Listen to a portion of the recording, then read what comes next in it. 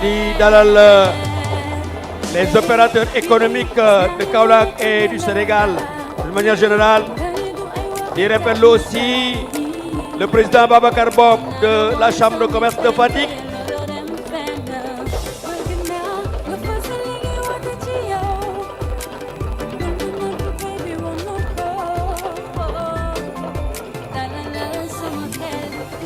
di aussi seen kii di doomu Kaolack Moustapha Tall nekk opérateur économique ci réew mi bokk ci doomi Kaolack yi nga xam ne ñoom la ñuy sago.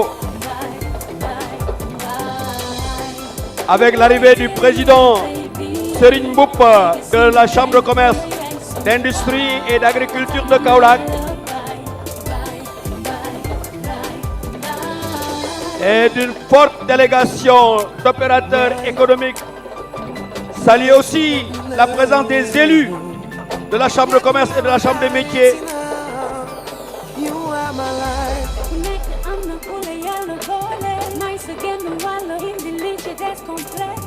Gennal solo ko ñoo ci man ñu mën a daje yaay kiy leeral sama yoon di ma jiite.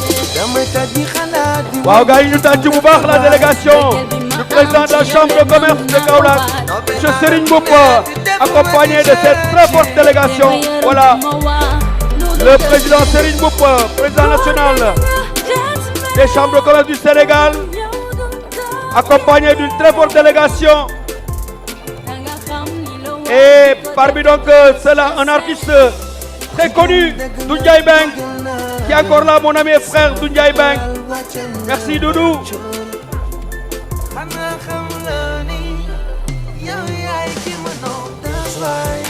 Moustapha Tall, bonsoir et merci d'être là encore parmi nous ce soir.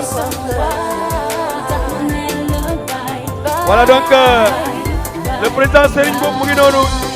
tàcc ko bu baax a baax a baax. Voilà, il fait son entrée donc.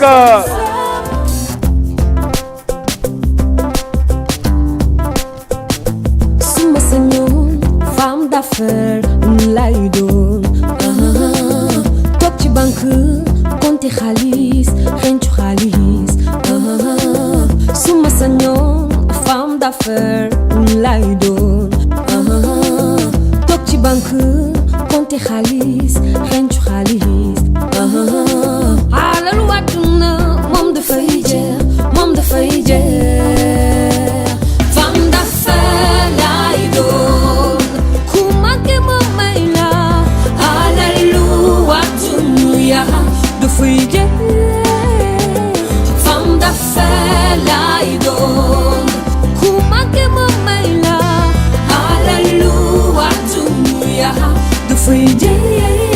Voilà, nous saluons l'arrivée de Pape Demba Bitèye, qui est donc venu représenter le ministre avec toute cette délégation de Pape Demba Bitèye qui l'accompagne. Merci Pape Demba, lui aussi qui est une fierté de la ville de Kaolack, Pape Demba Bitèye. Merci d'être là ce soir avec nous.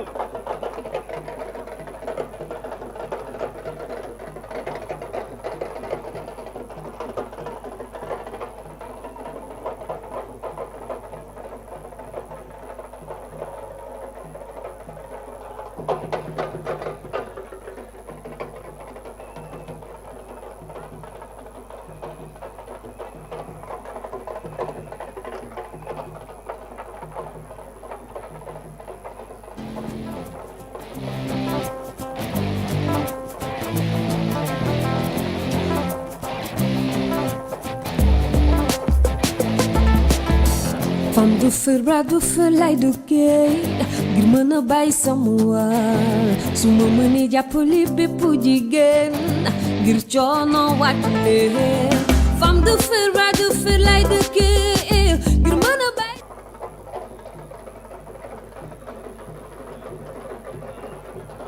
El Hadj Taqiyu Kan mu ngi noonu moom tam di yegsi. su ma mënee jàppale bépp jigéen.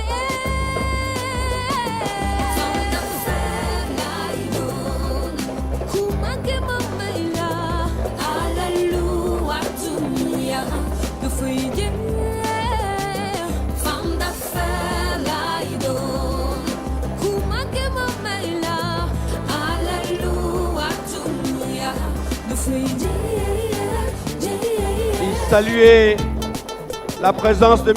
Alioudia, et aussi qui a tenu à être là avec nous ce soir à Kaolack. Merci.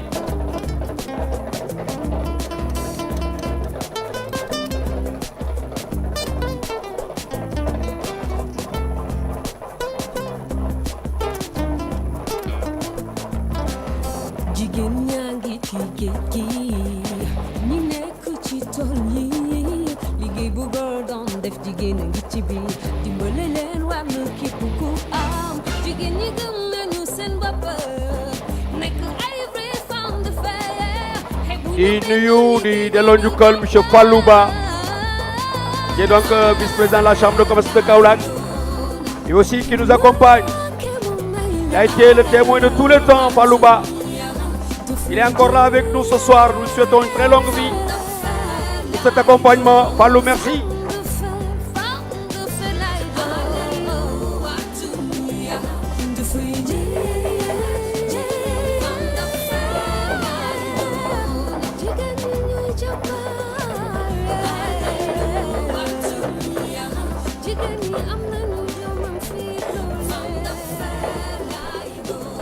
Ah, ça c'est l'arrivée des deux icônes de Kaolack. El Hadj Idrissa Gueye, président d'honneur de la chambre de commerce de Kaolack. El Hadj Seni Seck, président de la chambre des métiers et président national des chambres de métiers du Sénégal. Voilà les deux icônes de Kaolack qui viennent d'arriver. Le duo Gueye Seck, El Hadj Idrissa Gueye, El Hadj Seni Seck.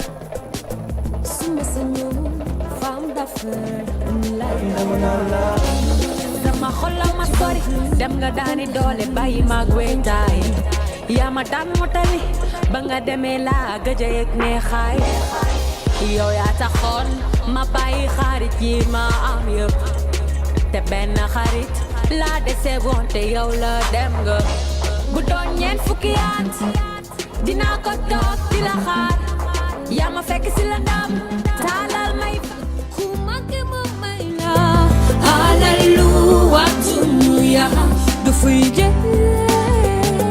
femme d'affaires laay doon ku màgge ma may la Hallelujah, dunia de fuyje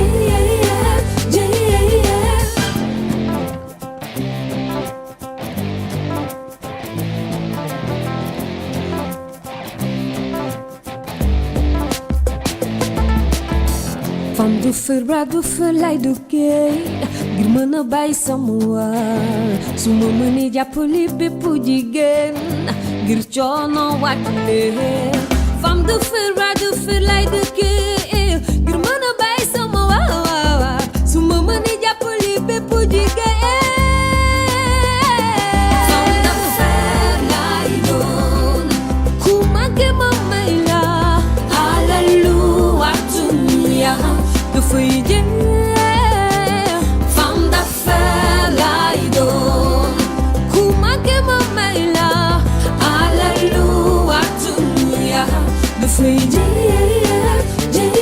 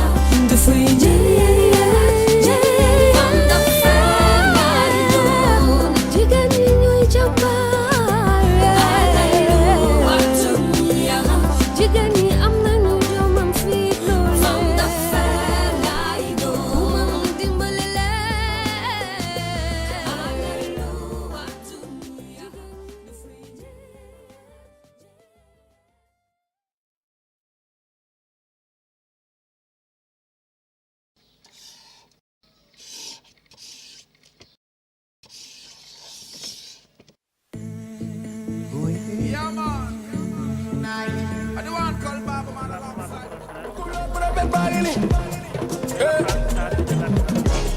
borom nag meew baa ngi nii yaa may daaneel dang ma namoon maa ngi nii namu la tax man ma ñibbisi dang ma namoon maa ngi nii namu la tax man ma ñibbisi. Voilà, merci.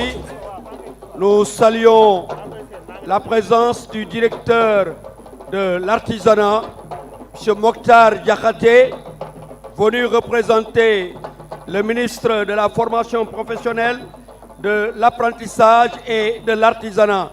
Merci donc, M. Diakhaté, d'être là parmi nous ce soir. Voilà donc, Moki, comme nous l'avons dit tout à l'heure, à l'arrivée du Premier ministre, M. Mohamed Boun Abdallah Dionne, nous procéderons donc au déroulement, à l'exploitation du chronogramme, en donnant d'abord la parole au président du conseil départemental de Kaolack, M. Baba Ndiaye. Ensuite, nous passerons la parole au président de la Chambre des métiers de Kaolack, El Hadj Seni Seck, qui est aussi président national des chambres de métiers du Sénégal. Ensuite, nous passerons la parole au président de la Chambre de commerce de Kaolack, M. Serigne Mboup, lui aussi qui se trouve être président national des chambres de commerce du Sénégal.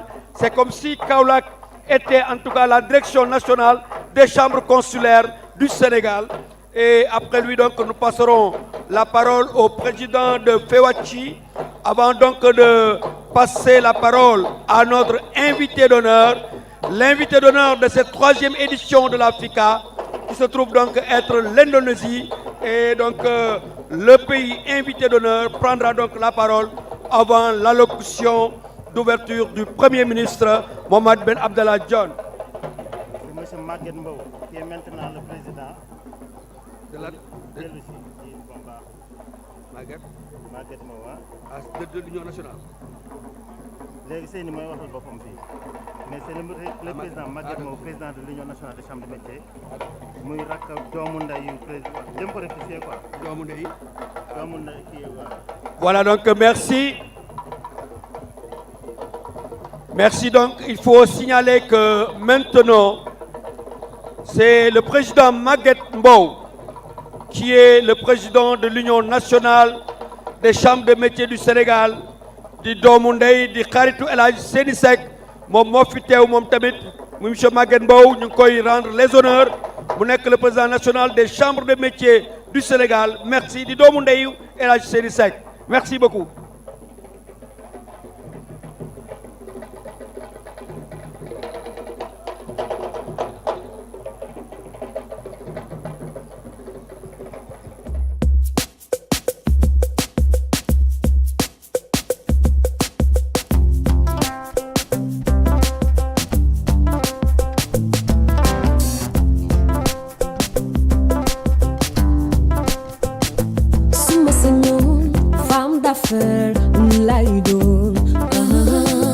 toog ci banque compter xaalis xencu xaalis suma sañoon femme d'affaires lay doon toog ci banque compter xaalis xencu xaalis alalu àdduna moom dafay jeex moom dafay jeex femme d'affaires lay doon ku manqué ma may la alalu àdduna dafay jeex femme d'affaires lay doon ku manqué ma may la alalu àdduna dafay jeex. Voilà moom teew na fii ñuy rafetlu loolu bu baax a baax a baax di rafetlu aussi teewaayu les forces de l'ordre et donc le groupement mobile d'intervention et le commissariat central de Kaolack. Nous voyons déjà la présence du commandant Ndiaye et du commissaire de Kaolack. Merci beaucoup, n'est-ce pas, pour cet encadrement du public. Merci beaucoup la police de Kaolack. Jërë ngeen jëf.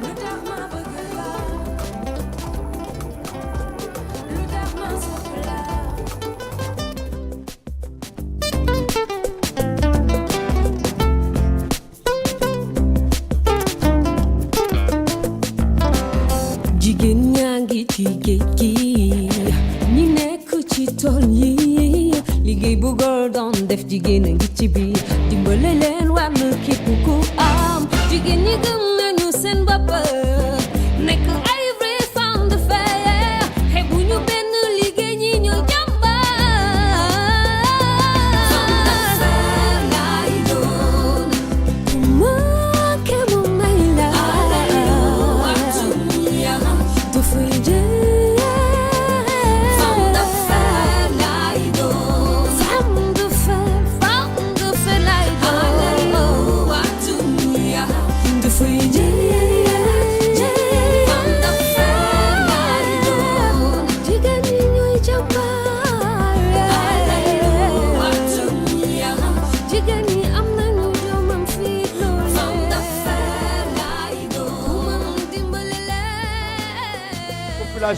aux populations même d'Indonésie. Merci l'Indonésie pour avoir choisi d'accompagner la 3e édition de la FICA, la Foire internationale de Kaolack.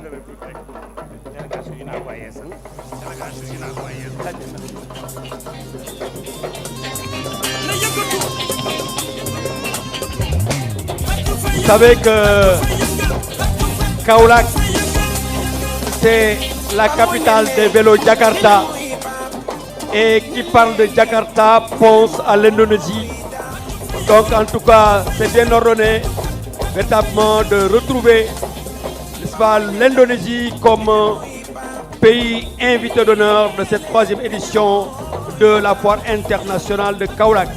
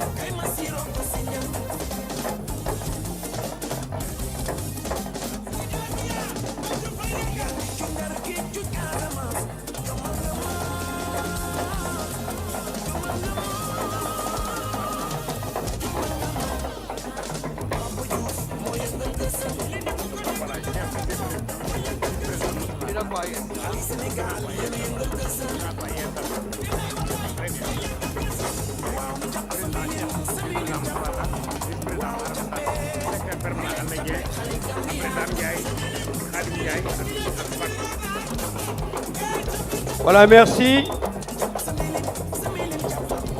Nous saluons la présence du bureau même de l'UNECOA Yessal, avec à sa tête le président Cheikh Cissé.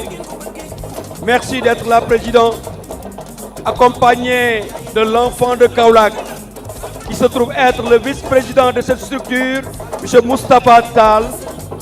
Nous saluons aussi la présence de l'autre vice-président, Maharam Sall, et du secrétaire permanent, Alladien.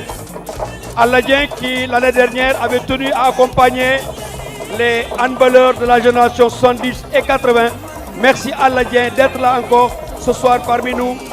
M. Dam Ndiaye, M. Khadim Ndiaye et M. Pape Diouf. Donc tout ce monde qui compose la délégation de l'UNECOA Yessal.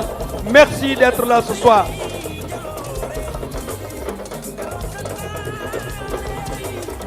Et ça, c'est l'arrivée du président Ibrahim Sis Baye. M. Baye Sis qui fait son entrée à l'esplanade. M. Baye Sis, cet enfant de Kaolack qui investit 32 milliards pour un Kaolack émergent, il est là. Qui fait son entrée donc au cœur de la ville de Kaolack pour cette 3e FICA. Ibrahim Sis Baye, qui vient d'arriver avec une très forte délégation.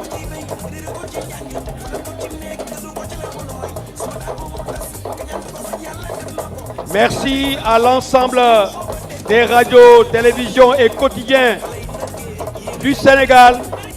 Mais vous me permettrez de donner une mention spéciale à la télévision du Saloum qui émet en direct depuis le cœur de ville de Kaolack. Saluer aussi la présence de Madame Mboup Yaye Fatou Diagne qui est la directrice de Saloum Investissement Développement, donc qui gère l'ensemble des structures du cœur de ville de Kaolack et qui est là ce soir parmi nous. Saluer aussi tout le personnel du cœur de ville, la télévision du Saloum, les commerçants, tailleurs et autres, mais aussi les exposants de cette troisième FICA.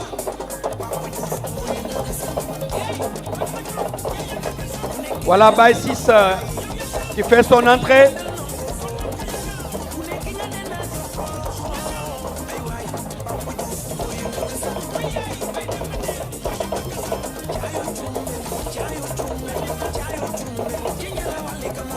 Nous saluons aussi la délégation du CRD de Kaolack, conduite donc par le président de l'amicale, M.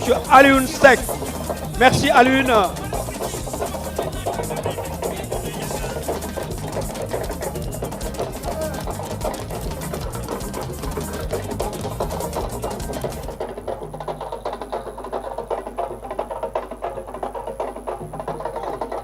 ñuy nuyu aussi sunu sëriñ sunu xarit di Babacar Mbacké mu Kabaro ñu koy nuyu di ko sargal di ko jox wàccuwaayam mbégte fierté Kaolack moom tam sëñ Babacar Mbacké mu Kabaro merci beaucoup. Yeah, allo mic test, allo 1 2 allo yeah, allo yeah, yeah jili yeah.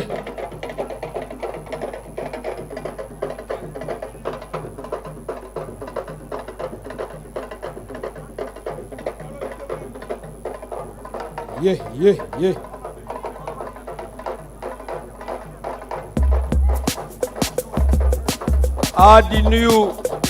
di nuyu sama sëriñ Cheikh Oumar Dem Khalifa Ndiaye Kounda.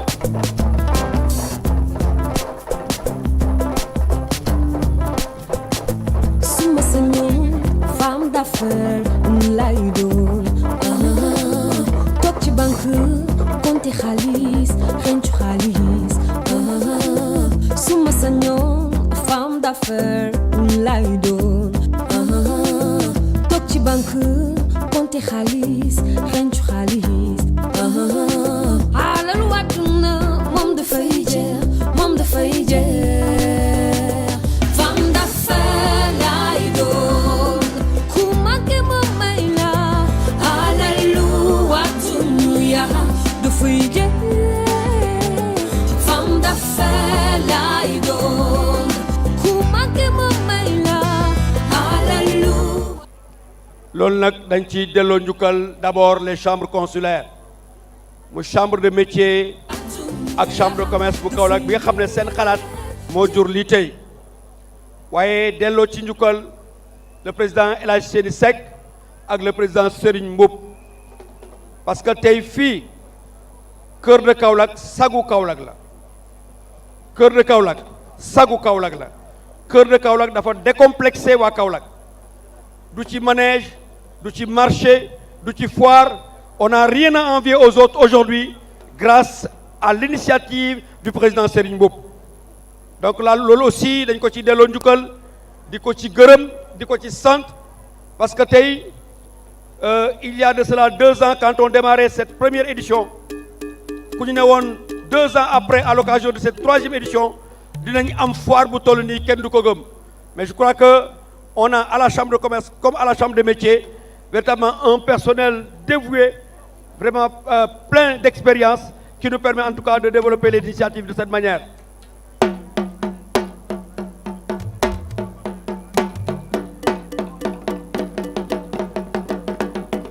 ñu ngi ñuy signaler arrivée délégation gambienne bi dinañ ci ñëwaat léegi et ñu ne am na ministre bu ko jiitee ànd ci ak député ak membre délégation bi bu ñu toogee dinañ ci ñëwaat léegi donc ma doon wax ne rek initiative bi Serigne Mboup jël dafa bokk ci doomu Kaolack yi ñuy sago parce que tey ku am sa gan soo ko bëggee won ne Kaolack neex na cœur de ville nga ko indi kon loolu lañ koy santé yàlla di ko ñaanal yàlla may ko ci wér ak wérle ba nga xam ne li mu mébét lépp ci Kaolack yàlla defal ko ko waaye à côté de Serigne Mboup aussi ay doomi Kaolack dañoo ñëw génne fu ne ñoom tamit dañuy marquer seen présence dañuy dellu ci seen terroir pour véritablement accompagner l'émergence de la ville de Kaolack. Aujourd'hui, Kaolack émergent est une réalité avec la présence de Ibrahima Ciss Baye qui est en train d'investir un projet de 32 milliards à Kaolack. Il faut le faire, c'est une fierté aussi des Kaolackois. Merci aussi Baye Ciss de nous accompagner dans ce sens. mbokki Kaolack beneen doomi Kaolack buy def suñu fierté Saloum ma ñëw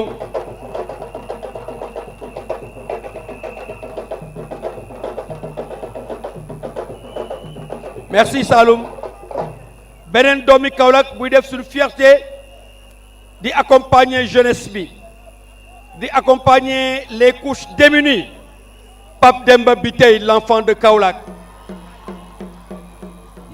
moom tamit dañ koy delloo njukkal ndax bokk na tey ci xale yi nga xam ne ñoom la ñuy sagoo au niveau de Kaolack donc mbokki Kaolack te yaakaar naa ne héritage bi nga xam ne de son vivant El Hadji Idrissa Gueye bàyyee na ko Kaolack bàyyee na ko chambre de commerce bu Kaolack loolu mooy prospérer fi mu ne nii kon sunu bàyyi El Hadji Idrissa Gueye dañ lay ñaanal yàlla nga fi yàgg te wér yàlla nga gudd fan yàlla nga continuer di ñu accompagner jërëjëf waaye sama xalifa waaw sunu baay ji waaw El Hadji Idrissa Gueye yàlla fi yàgg te wér yàlla ko yàlla may gudd fan parce que lii yëpp moom la moom dañ ko laajoon quand il quittait la chambre de commerce après 25 ans de direction à la chambre de commerce ñu ne ko lan mooy sa bilan mu ne Serigne Mboup lan mooy bilan El Hadji Idrissa Gueye mu ne Serigne Mboup. Le bilan est là, très clair aujourd'hui, au niveau de Kaolack et du Sénégal.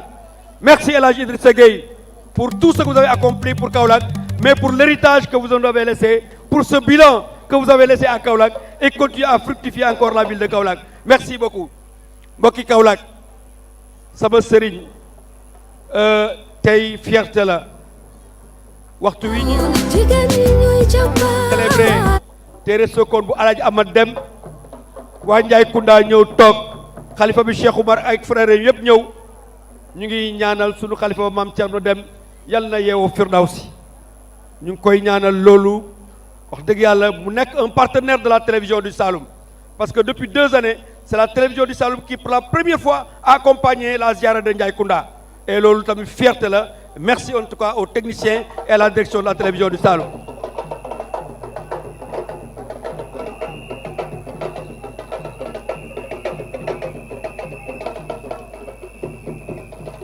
waaye tamit mbokk yi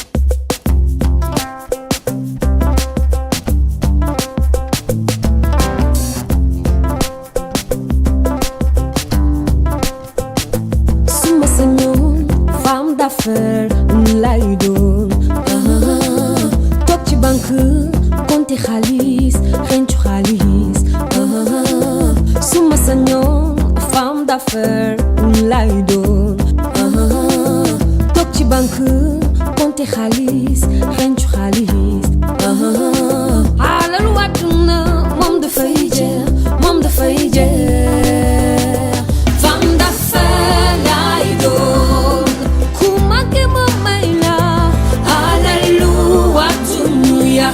dafay jeex femme d'affaires lay doon ku manqué ma may la alalu àdduna dafay jeex